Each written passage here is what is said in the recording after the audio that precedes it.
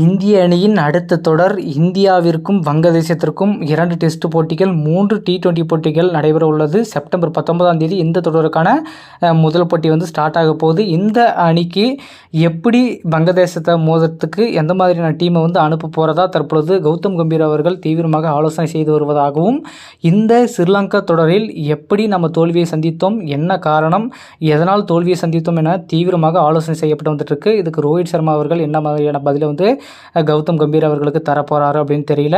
ஏற்கனவே பார்த்தீங்கன்னா 3 ஒருநாள் போட்டியில் 2 போட்டியில் இந்திய அணி படுதோல்வி அடைஞ்சிருக்கு. முதலாவது ஒரு நாள் போட்டியில் மட்டுமே கடைசி வரைக்கும் போராடி ட்ராவில் எடுத்துகிட்டு போய் முடிஞ்சாங்க. ஸோ எவ்வளவு ஈஸியாக ஜெயிக்க வேண்டிய மேட்சை போயிட்டு ட்ரா வரைக்கும் எடுத்துகிட்டு போனதில் கம்பீர் உச்சக்கட்ட கோபத்தில் கடுப்பாகிட்டார். உண்மையாக சொல்லணும்னா ரோஹித் சர்மாவே கடுப்பாகிட்டார்.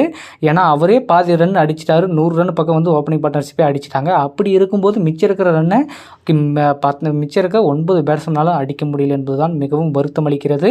அதே மாதிரி அடுத்த 2 போட்டிகளும் இந்தியா கடுமையாக உழைத்து கடுமையான தோல்வியை சந்திச்சாங்க. அதுக்கப்புறம் தான் கம்பீர் அவர்கள் ஒரு முடிவு பண்ணியிருக்காரு.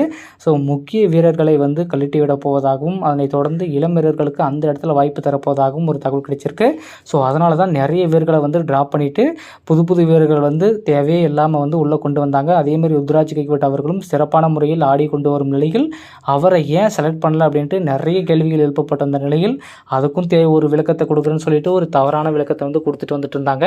ரீசெண்டாக பார்த்தீங்கன்னா சஞ்சு சாம்சன் அவர்கள் சவுத் ஆப்பிரிக்கா எதிராக ஒரு நாள் தொடரில் லாஸ்ட் மேட்சில் செஞ்சுரி அடித்ததன் காரணமாக அந்த தொடரை வின் பண்ணாங்க.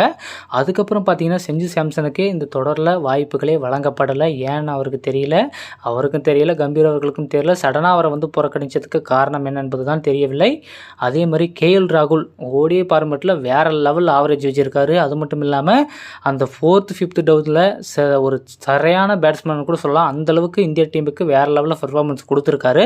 அப்படி இருக்கும்போது ஒரு மேட்ச் 2 மேட்ச் நல்லா பண்ணல அப்படின்னு சொல்லிட்டு அவரை 3ஆவது மேட்ச் ட்ராப் பண்ணி அவரை வெளியே உட்கார வச்சது கம்பீரின் என்ன ஒரு இந்த செயல் எப்படி இருந்ததுன்னா ரசிகர்களுக்கு இடையே மிகப்பெரிய ஒரு தாக்கத்தை ஏற்படுத்தியிருக்கு. இதுக்கு ரசிகர்கள் மிகப்பெரிய ஒரு கண்டனத்தையும் சொல்லியிருக்காங்க. ஏன்னா எப்படி அப்படி ஒரு சீனியர் பிளேயரும் நல்ல விளையாட்டு அவரை திடீர்னு அவரை ட்ராப் பண்ணிட்டு ஒரு ரியான் பராக் மாதிரி ஒரு முக்கியமான வீரரை இளம் வீரருக்குன்னு உடனே வாய்ப்பு தருவதற்கான காரணம் என்ன?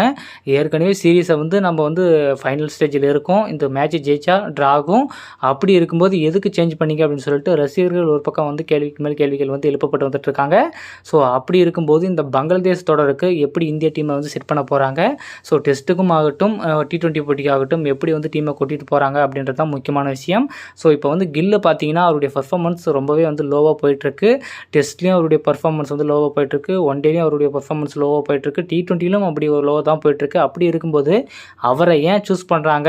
ருத்ராஜ் மாதிரி கைக்வாட் அவர் வேறு லெவலில் பர்ஃபார்மன்ஸ் கொடுத்துட்டு வந்துட்டு இருக்காரு. அப்படி இருக்கும்போது அவரை செலக்ட் பண்ணதுக்கு காரணம் என்னன்னு சொல்லிட்டு நிறைய பேசிட்டு வந்துட்டு இருக்காங்க.